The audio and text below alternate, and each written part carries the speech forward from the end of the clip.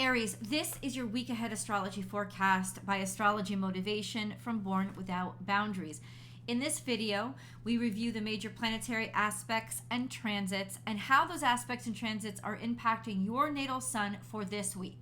This is the week of June 8th through the 14th, 2023, Aries, and we're going to start out really broad with the big stuff and sort of how it's globally impacting or nationally impacting. We're not going to get political, just saying the overall energy that's coming through. And then we're going to go into a focused discussion on Aries energy specifically and what is all of this stuff and how it's impacting all of Aries. And then we're going to be very specific and get down into the decans, which are groups of 10 degrees. There's 3 decans in every zodiac sign because every zodiac sign is made of 30 degrees. And that's how I'm going to pinpoint exactly what is specifically impacting your natal sun. A lot of times when planets are on the cusp between the 10 degrees, I will call out specific dates. So if you don't know exactly which degree your natal sun sits in the sign of Aries, that's okay. You don't have to have that information, though I recommend you get it. Your natal chart is the perfect place to start when you're into astrology. And they're free to get. There's so many websites that get to just search free natal chart and you'll come up with a lot of websites that will do it for you. You need your birth date, which is all you need for this video, your birth time and your birth location, and then you can generate a birth chart for yourself.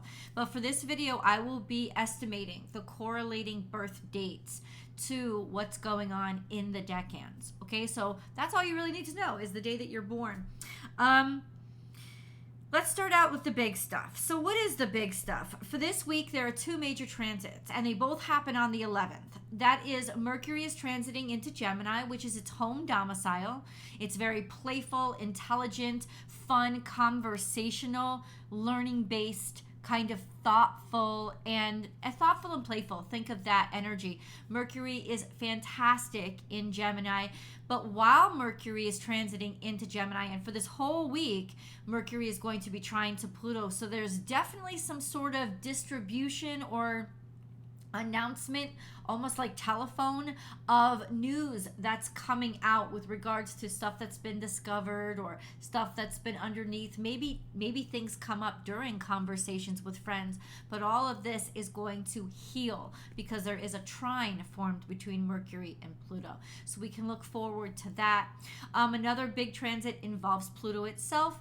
Pluto is in retrograde now, and it's retrograding back into Capricorn on the 11th. It's not going to retrograde that far back into Capricorn. It's been in Aquarius for a couple months now, and it's only moved like a degree. It hasn't moved any degrees. It's been in Aquarius, 0 degrees Aquarius. So it's going to retrograde for the summer. It's not going to retrograde that far back into Capricorn. It'll eventually wind up back into Aquarius. I think it retrogrades one more time before it settles in. Over the next year and a half, it'll kind of bounce back and forth over that Capricorn Aquarius line. But it does retrograde back, and that makes it significant because Pluto in Capricorn is like there's stuff that's unfinished stuff with regards to corporate structures, institutions, law, systems, legal matters. All of those things could be really like dug into when Pluto is in Capricorn.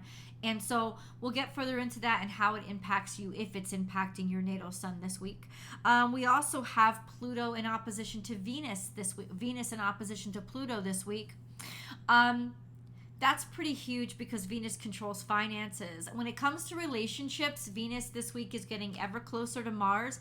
There's a loose conjunction between them, but it's like maybe 7 degrees like at its closest point this week. But because it's in opposition to Venus is in opposition to Pluto, and simultaneously she's square to Jupiter.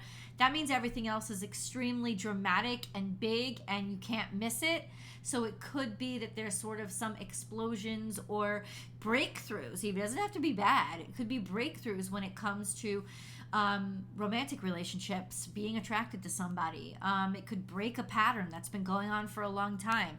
For some of you, you might interpret that as bad. Others, it might be the saving grace that you need. So this could be major changes happening, especially around love, relationships, your looks, how you feel about your looks, overindulgences, indulging, sensual pleasures, as well as finances. All of those things could be going through a major overhaul, and it could absolutely impact. I think it's going to impact us globally because there's so much going on, but personally we'll see how it impacts you. We also have by the 10th, and this is something you should focus on because you are ruled by Mars. Mars is going to be trine to Chiron.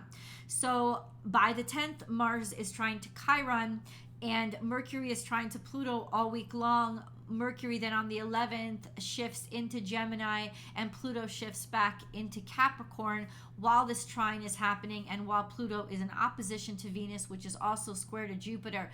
There's a lot going on in the Gemini, Taurus, Leo kind of sector of the chart right now.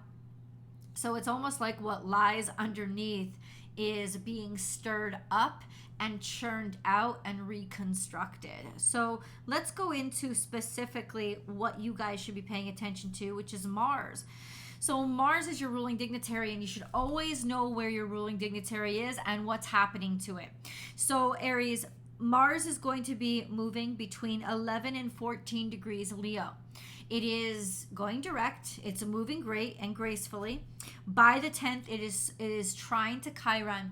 This is very healing energy, especially with your physical body, your physical self, healing old injuries, or figuring out, just figuring out how to move on and feel good in the new body that you have. This is a sense of just really kind of getting a hold of your physical self based on trauma that you've been through, experiences that, like learning things the hard way. This is the time to balance everything out with what you've learned. So it's actually a very healing energy, and I love that energy for you. Venus, like I said, is in a loose conjunction with Mars all week between 8 and 7 degrees conjunct. I really only think conjunctions are strong when they're 5 degrees and under, but there is a loose conjunction there, and especially for you guys, you could be feeling it. This will just make you more romantic, more attractive, more into your relationships or into finding somebody to be with. This could be a very beautiful time for you, but remember, Venus is in opposition to Pluto, so the changes or impact are going to be that much more dramatic, that much more extreme, and could be a little darker than usual. But overall, it could also mean that you're digging deeper. People are digging deeper, and that people that you're meeting or talking to, you're getting into deeper conversations, since we do have that trine between Pluto and Mercury. Let's see how all this is impacting your natal suns, okay?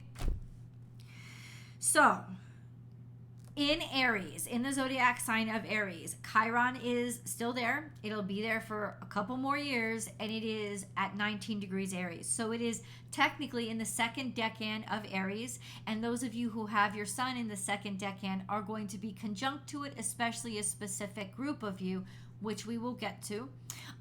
Let's start off with Decan 1 though.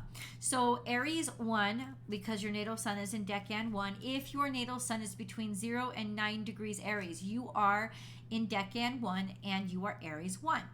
So how does that correlate to birthdays? Well, usually it is a March Aries. So between the 22nd and 30th or 1st of April is going to be Aries 1. So it's about the first 10 days of Aries season. You can kind of estimate that.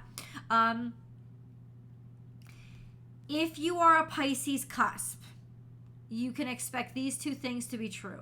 Your natal sun is still in a long-term conjunction with Neptune, which can make you very dreamy, very creative, but also extremely psychic. So trust your dreams if you're right on that cusp. Say you're born March 22nd or maybe March 23rd. Definitely you guys are impacted still by that long-term conjunction with Neptune. But this week, it's you guys. You will be all week long sextile to Mercury. Once Mercury moves into Gemini and gets deeper into Gemini toward the end of the week, from the 11th to the 14th, all of you will really be sextile to Mercury. But you guys at the cusp, from the beginning of the week, like right now when you're listening to this video, your natal suns are sextile to Mercury. What does that mean? It means brightness, fantastic communication, wonderful conversations, friendliness. It means really your thought patterns are, your thought patterns are really quick, you're really witty, your intellect is right there for you to use it. This could open up doors for you. So yes, this is an exceptional week for you guys to go on an interview, present something that's very important to you, write an important email, all of those things, anything important, signing any important contracts, all of these things, wonderful, wonderful opportunities. If you're taking tests now, great time to do it. And if you're just wanting to have important conversations, even deeper conversations, since Mercury is trine to Pluto, it's going to be so freaking good for you. It's going to open up doors. It can deepen relationships, all those wonderful things that good conversations and great communications can do. So that's a blessing for you this week. If you are you are also trine to Venus this week. Venus is in Leo, and it's in the first decan of Leo. So you guys are trine to Venus all week long. That means great time for your love affairs, especially with Mercury, a deep conversations, your love growing deeper and thicker, wonderful time to date if you're single, because you'll be able to present yourself well. Also with a trine to Venus, fantastic time to sign contracts, sign mortgages, like get new mortgages, like or refinance, or just up the ante, or find something really wonderful things happening with your financial situation. And let's go on more to the romantic side. It could also mean just meeting somebody that's really great, looking really good, feeling really good. A trine to Venus is a great time if you've been thinking about repainting your walls. Do it during this week, this trine to Venus, right? If you've been thinking about redoing your hair, do it during this week, this trine to Venus. It's definitely a fantastic week for you with that trine to Venus and sextile to Mercury. I mean, I'm just saying I think it's going to be a really beautiful week for you guys.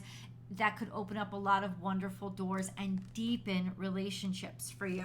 So if you are at the cusp, only if you are at the cusp between Pisces and Aries, will you be sextile to Pluto. So it's only about maybe if you're born March 22nd, kind of, you would be sextile to Pluto. Pluto is going even further away, so it's really only you guys right there, maybe the 22nd, 23rd.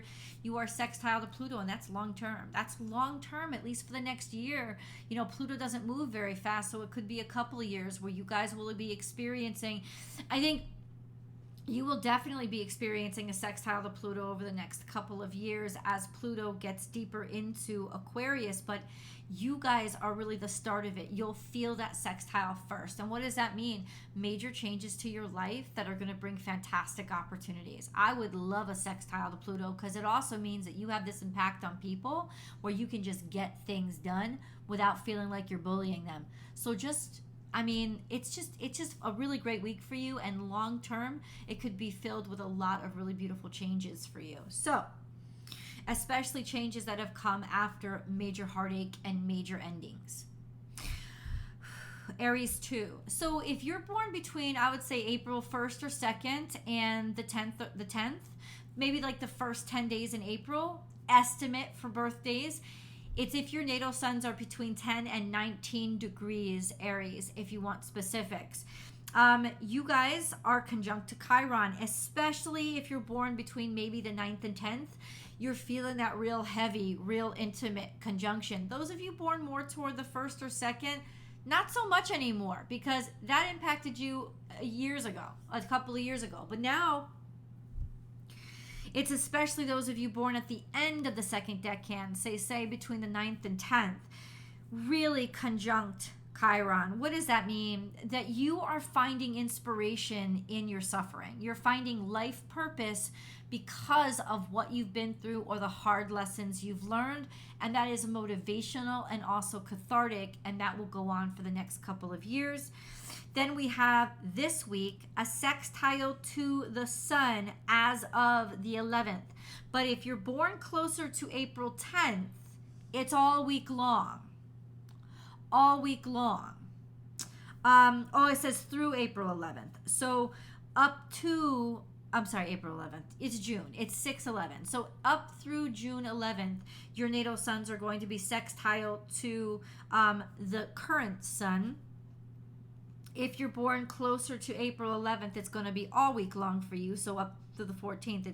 So what does that mean? A sextile to the sun, bright, beautiful energy, charismatic energy, intellectual, like just knowing yourself and being sure of yourself, having a lot of confidence. This could also attract a lot of people in business or pleasure. So you'll be finding that you can't be ignored. Like people just want to see you and want to listen to you, and you have a natural charisma about you. I love this energy, actually. I think it's really blessed. You also have a trine to Mars. And since Mars is also trine to Chiron, this is sort of a beautiful, beautiful energy of catharsis and healing and really feeling good about yourself this week. Trine to Mars is really feeling fluent or good, especially in your body, in your movements, and energy levels being way up, especially with that sextile to the sun. This is a really invigorated and optimistic week for you, where a lot of doors can open up because of your natural charisma and optimism. And then we have Aries 3. So Aries 3, if your natal sun is located between 20 and 29 degrees Aries, you are an Aries 3. Relative birth dates are probably the 11th through the 21st of April. As of the 11th of April, the very beginning, maybe the 11th, Aries, 11th, 12th estimate there, your natal suns will start to be sextile to the sun, which can bring feelings of goodness, like good feelings, confidence, people seeing you, people noticing you. So that's toward the end of the week. If you are the 11th, 12th, of April, your birthday's 11th, 12th of April, that's an estimate, but your natal suns are still conjunct Chiron, even though still technically it's in the second decan of Aries. You guys in the beginning of the third decan are already conjunct to Chiron, which means you're finding motivation through what you've been through or through the hard lessons that you've learned. And then all of you all week long, but more so those of you born around the 20th and 21st, are squared to Pluto. This is a long-term transit that you've already been experiencing, but because Pluto is so active right now, you will find that there are extreme endings and extreme pleasure, not pleasures, could be, but extreme endings and going to the extreme, or maybe even your personality just not giving up. And it could be really good or really bad, because square to Pluto is either relentless, which is wonderful because it means you won't give up, or it becomes ruthless, which means you'll do anything to get what you want. As long as you stay away from ruthless and just keep motivated with the relentlessness, and with that, I think conjunction to the sun, especially for you guys early in the third decan, and this week, I would say especially for you guys born around the 11th, 12th of this week, especially toward the end of the week, you're going to find that motivation to come really, really easily to you, because there's going to be that sextile to the sun. It could actually help direct you to finally find inspiration to, what should I do with this energy? What do I do with the lessons that I've learned? So you guys let me know in the comments below how you're finding that this is impacting you. Please remember to subscribe to this channel to help Born Without Boundaries astrology motivation grow. And then come on over to your week ahead tarot card reading over on Born Without Boundaries. I love you guys, and I'll talk to you next week. Bye, Aries.